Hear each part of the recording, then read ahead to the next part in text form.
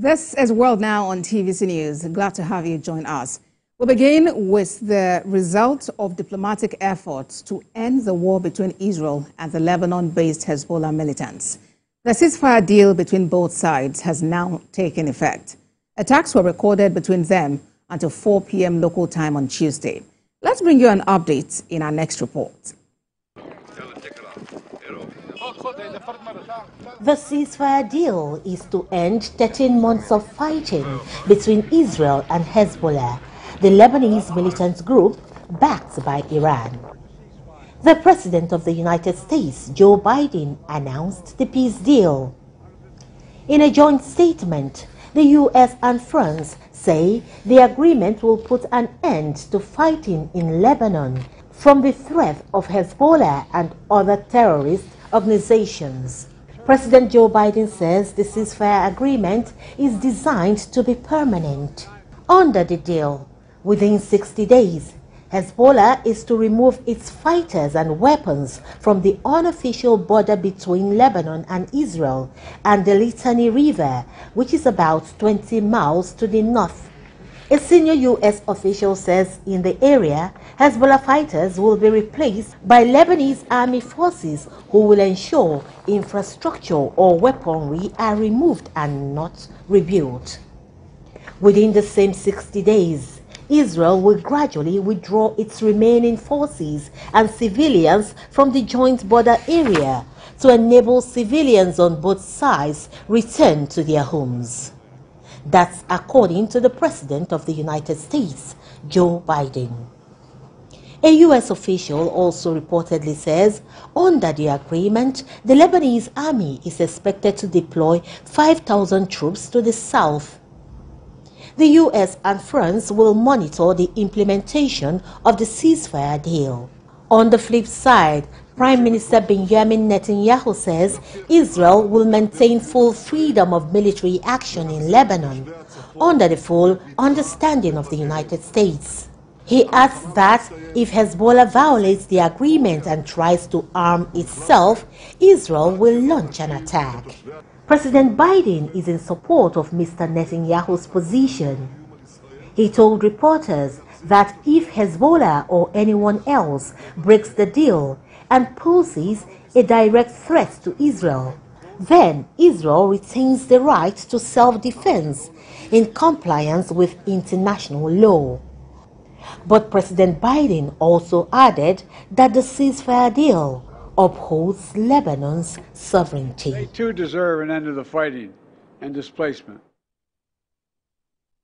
For more on the news side to the Israel-Hezbollah conflict, global affairs analyst Gbenga Onifade joins me from London. We'll also have joining us from the Lebanese capital, Beirut, a journalist, Mariam Saleh. But let's stick with Mr. Onifade for now. Good to have you join us, Mr. Onifade. The ceasefire is actually on, but how sustainable is it? Hi, good afternoon. Yes, the ceasefire is on. However, I believe that there's quite so many moving parts.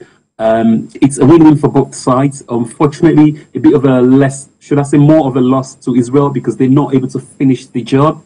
But of course, they've got 60 days. And if you think about it now, it kind of gives Hezbollah, because we know they've done it before, you call a ceasefire, what do? They tend to regroup. And these guys, they've got a lot more, more soldiers than Gaza, the Hamas guys. So, of course, it gives them opportunity along the Litani River. They tend to regroup, and I believe they probably will come back. Might not be anytime soon, but I think it's still quite a sensitive area around that place. So, sustainable right now. I think what they are trying to put in place is they've got 5 countries headed by United States and France to oversee the ceasefire. So I will say, for now, it seems sustainable, and the deal this time is that it's permanent. It's been agreed they will have to evacuate their military and whatever infrastructure they've got over there over the next 60 days. So I think on the short term, yes, it is sustainable. All right. And we have heard also that the Lebanese army is preparing to deploy an expected 5,000 troops to the south of Beirut as part of this deal. I mean, what will be the mode of operation? Does that mean that, Hezbollah no longer holds sway there? What exactly is the implication of this? Yeah, I mean, that's one of the key things, really. When Benjamin Netanyahu, the Israeli Prime Minister, what he said was, or the president, what he said was that, it's kind of a win for him as well, because right now they've got, they haven't got unlimited weaponry. So, of course, they want to be able to focus for three key reasons. They want to be able to focus on Hamas. They want to be able to divert their resources. And, of course, have a lot more resources being committed and spread all over the place. So they've got the soldiers who, the Lebanese army, who are there to maintain it. Of course, they're not withdrawing the weaponry from Hezbollah. Hezbollah is still there. The only thing is they will pull out. And I think one of the other things about the ceasefire is that because of how close it is to Gaza, it's easy for them to infiltrate each other. Benjamin Netanyahu believes that as a result of this now, they've got a dissection from Hamas. So that ceasefire separates them from Hamas, number two, but also it disrupts the flow from Iran, which is one of the things the Prime Minister stressed as well. So they want to be able to focus and monitor Iran. So that way, so yes, Hezbollah is still very, very, very much active, but they're not actively attacking Israel. All right. And then what really is your take about Israel warning that it is not safe to return to certain areas just yet? Is that some form of restriction on movement, or what exactly?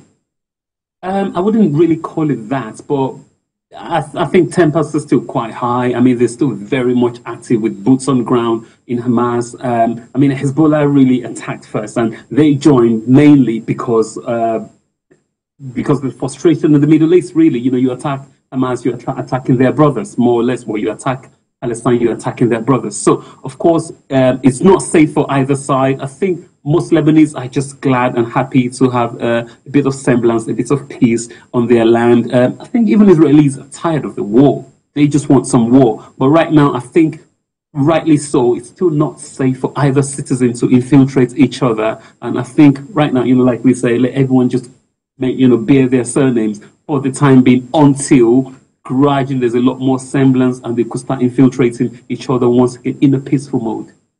All right, but then this ceasefire deal, how do you see it impact the war in Gaza?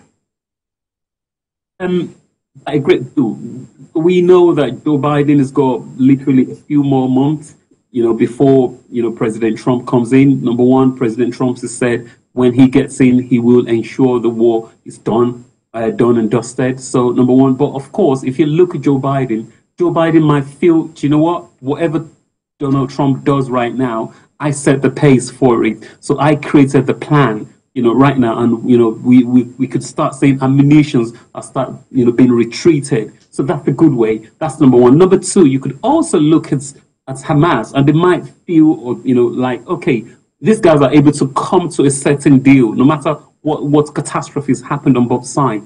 That also might be able to get Hamas to be able to come to the table. And of course, no matter what terms, let us agree, because no matter what, we can put this to an end. So I think overall, it makes everyone in the back corner be able to rethink and believe that, this war can come to an end. So I think it does actually have a bit of a sensitive ring or notion that generally before Donald Trump comes in, we could say Joe Biden has set the pace. He's beginning to, to have some form of a win, and Donald Trump could just, crushingly finish the job.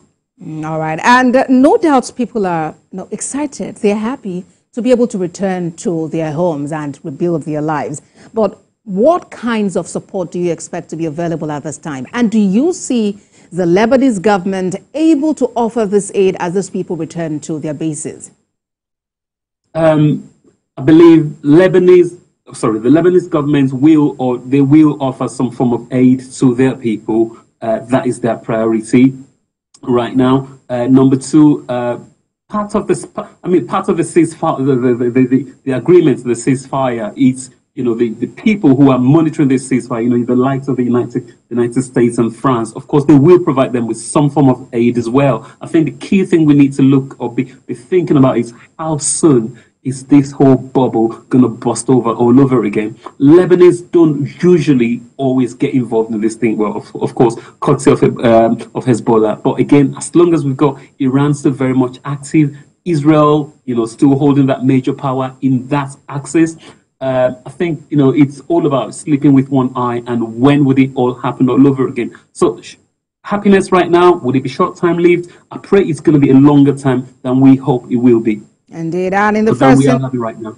Yes, in the first instance, we're looking at 60 days. And I'm curious as to what happens after these 60 days, because this excitement could just, turn to some form of the opposite again, really.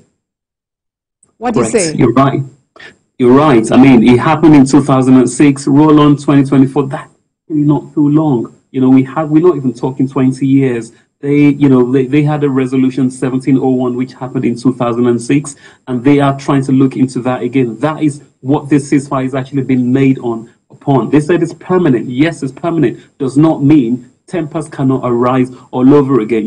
Like I said, it's a foreign policy triumph, but again, always in the short-term win. You've got to think politicians they love these short-term wins, but this is not what's great for the people. Is there a way to find a permanent resolution, permanent peace? I think that's what no politicians are able to agree on yet. I mean, they've been proposing it, but none of the presidents on either side, or the leaders, the politicians, have been able to put a pen on paper and say, this comes to an end, or in fracas, if I can say.